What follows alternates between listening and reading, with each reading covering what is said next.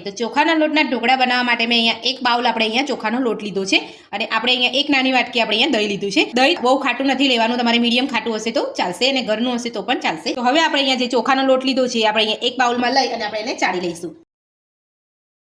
ચોખાનો લોટ જે છે આપણે અહીંયા ચાળીને લઈ લીધો છે. તો હવે આપણે એમાં દહીં ઉમેરી દઈશું. તો હવે આપણે બધું મિક્સ કરી લઈશું. તો આપણે અહીંયા દહીં અને લોટને મિક્સ કરી લીધું છે. તો હવે આપણે એમાં થોડું થોડું પાણી ઉમેરતા જઈએ અને આપણે ખીરું બનાવી લઈશું. તો ખીરું આપણે અહીંયા વધારે પડતું પાતળું નથી રાખવાનું. તો પાણી ઉમેરીને આપણે અહીંયા ખીરું સરસ મિક્સ કરી લીધું છે. તો હવે આપણે એમાં 2 ચમચી જેટલો સોજી નાખીશું.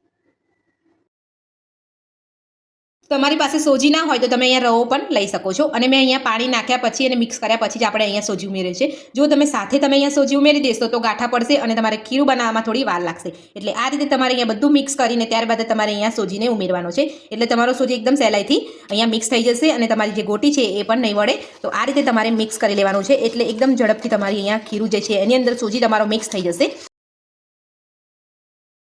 તો તમે જોઈ શકો છો આપણો અહીંયા એકદમ તૈયારીમાં સોજી સરસ મિક્સ થઈ ગયો છે. જો તમે અહીંયા પાણી, દહીં અને લોટ સાથે તમે સોજી મિક્સ કરશો તો તમારા ગાંઠા જલ્દી વળી જશે. એટલે તમારે આ રીતે મિક્સ કરી લેવાનું છે. તો તમારો ટાઈમ પણ બચી જશે અને તમારી મહેનત પણ બચી જશે. તો આપણે અહીંયા થોડું પાણી ઓછું છે એટલે આપણે અહીંયા થોડું ઉમેરી લીધું છે અને આપણે ફરીથી મિક્સ કરી લીધું છે.